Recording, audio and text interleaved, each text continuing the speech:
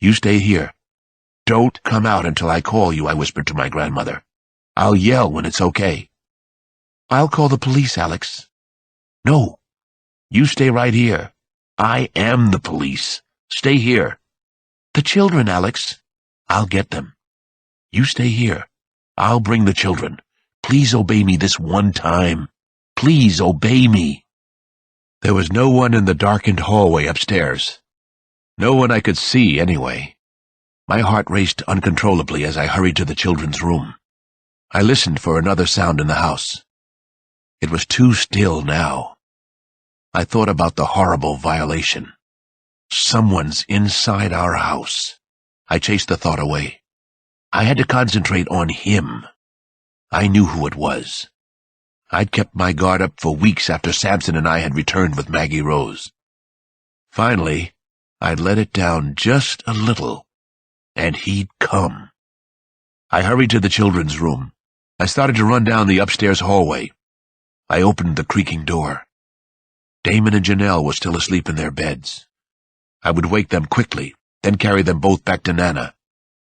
I never kept my gun upstairs because of the children. It was downstairs in the den. I switched on the lamp beside the bed. Nothing. The light didn't come on. I remembered the Sanders and Turner murders. Sonichi had loved darkness. The darkness had been his calling card, his signature. He had always turned the electricity off. The thing was here. Suddenly, I was struck very hard with terrifying force. Something had hit me like a speeding runaway truck. I knew it was Sonichi. He'd sprung on me. He nearly took me out with one blow. He was brutally strong. His body, his muscles had been tensing and untensing for his entire life. He'd been doing isometrics since he'd been locked away in the basement of his father's house.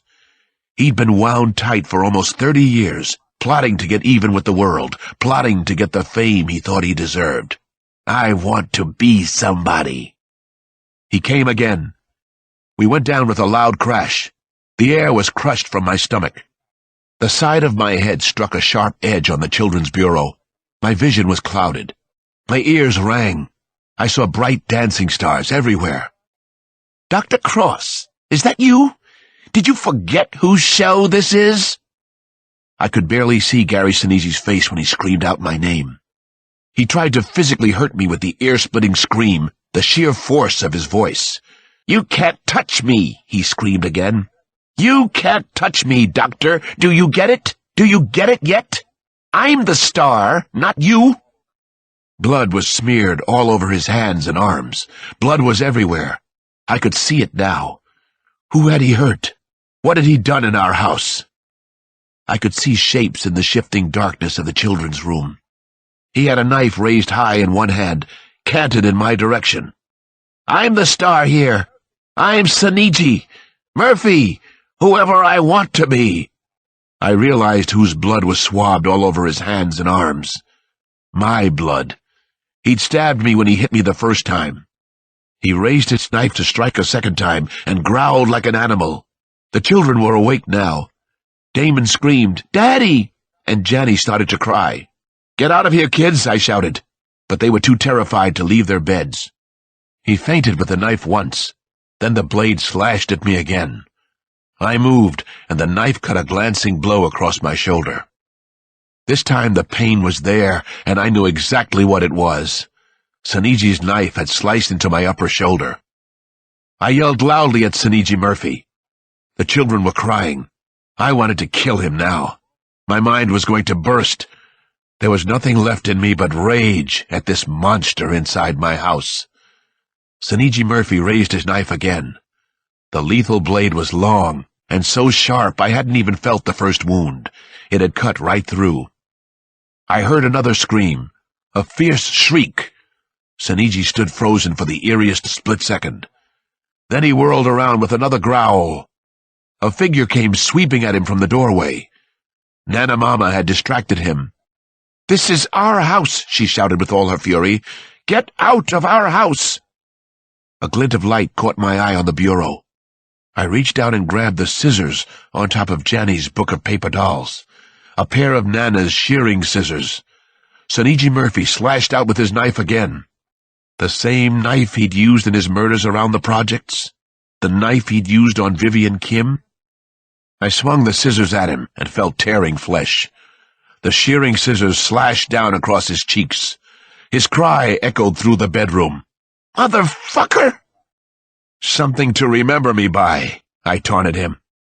"Who's bleeding now? Soniji or Murphy?" He screamed something I didn't understand. Then he rushed at me again.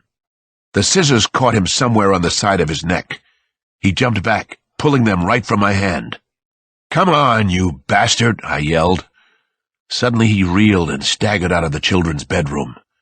He never struck out at Nana, the mother figure. Maybe he was too badly wounded to strike back. He held his face in both hands.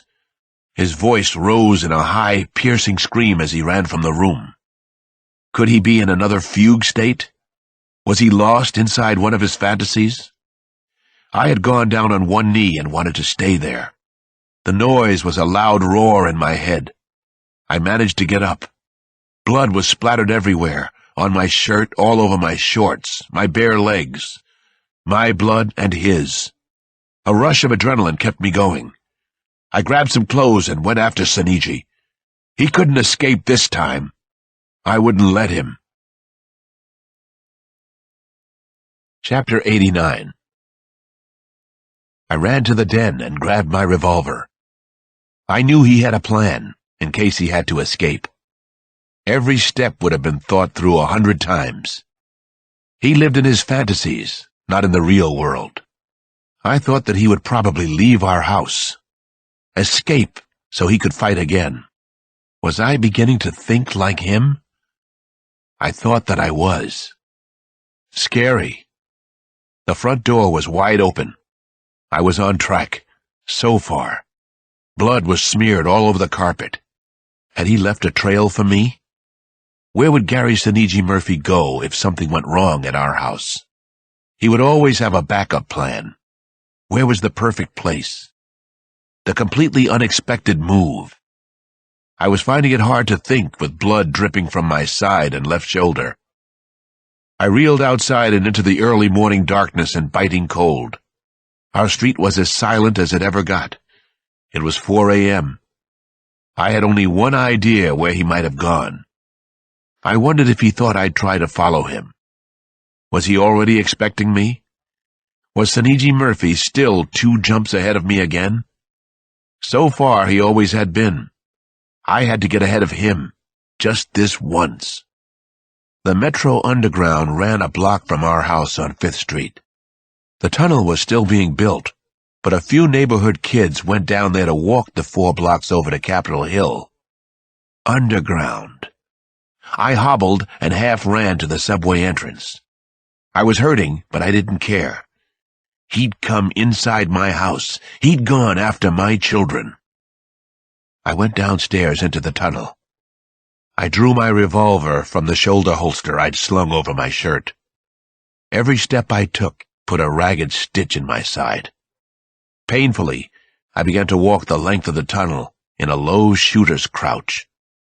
He could be watching me. Had he expected me to come here? I walked forward in the tunnel. It could be a trap. There were plenty of places for him to hide. I made it all the way to the end. There was no sign of blood anywhere. Soniji Murphy wasn't in the underground. He'd escaped some other way. He'd gotten away again. As the adrenaline rush slowed, I felt weak and weary and disoriented. I climbed the stone stairs out of the underground. Night people were coming and going from the Metro paper store and from Fox's all-night diner. I must have been a sorry sight. Blood was splattered all over me. No one stopped, though. Not a single person. They had all seen too much of this ghoulish stuff in the nation's capital. I finally stepped in front of a truck driver, dropping off a bundle of Washington Posts. I told him I was a police officer.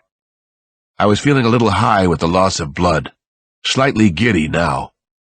"I didn't do nothing wrong," he said to me. "You didn't shoot me, motherfucker." "No, sir."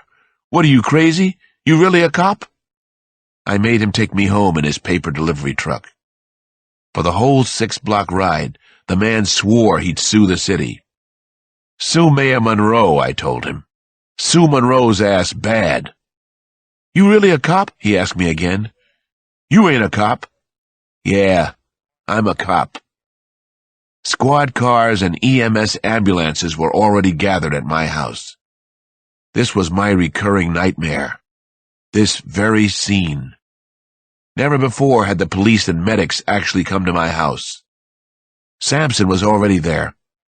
He had a black leather jacket over a ratty old Baltimore Orioles sweatshirt. He wore a cap from the Hoodoo Gurus tour. He looked at me as if I were crazy. Crimson and blue emergency lights twirled behind him. "What's up? You don't look so good. You all right, man?" Been stabbed twice with a hunting knife. Not as bad as the time we got shot over in Garfield. Uh-huh. Must look worse than it is. I want you to lie down here on the lawn. Lie down now, Alex. I nodded and walked away from Sampson. I had to finish this. Somehow, it had to be over with. The EMS people were trying to get me down on the lawn. Our tiny lawn. Or get me on their stretcher. I had another idea. The front door had been left wide open. He'd left the door to the house open. Why had he done that? "Be right with you," I said to the medics as I walked past them. "Hold that stretcher, though." People were yelling at me, but I pushed forward anyway. I moved silently and purposefully through the living room and into the kitchen. I opened the door that's catty-cornered to our back door and hurried downstairs. I didn't see anything in the basement. No movement. Nothing out of order. The cellar was my last good idea. I walked over to a bin near the furnace where Nana dumps all the dirty laundry for the next wash load. It's the farthest corner of the basement from the stairs. No Saniji Murphy in the dark basement. Sampson came running down the cellar stairs. "He's not here. Someone saw him downtown. He's down around DuPont Circle."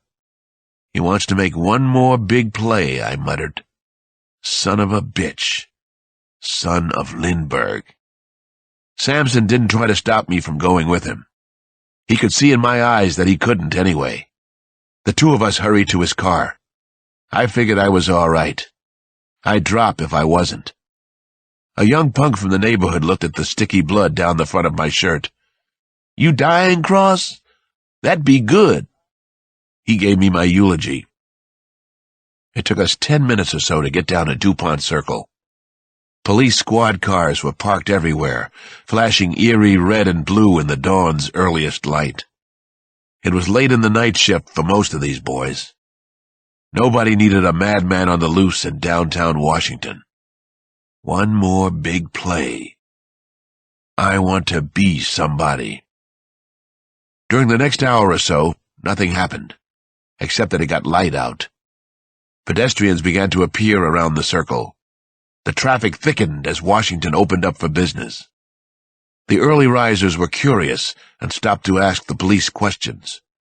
None of us would tell them anything, except to, "Please keep moving along. Just keep walking, please. There's nothing to see." Thank God. An EMS doctor treated my wounds. There was more blood than actual damage. He wanted me to go straight to the hospital, of course. That could wait. One more big play. DuPont Circle? Downtown Washington, D.C.? Gary Saniji Murphy loved to play in the Capitol. I told the EMS doc to back off, and he did. I hit him up for a couple of Percodan. They did the trick for the moment. Sampson stood by my side, sucking on a cigarette. "You're gonna just fall over," he said to me. "You'll just collapse, like some big African elephant had a sudden heart attack." I was savoring my Percodan buzz. "Wasn't a sudden heart attack," I said to him. "Big African elephant got knifed a couple of times. Wasn't an elephant either. It was an African antelope. Graceful, beautiful, powerful beast." I eventually started to walk back toward Sampson's car. "You got an idea?" he called after me. "Alex?" "Yeah. Let's ride. No good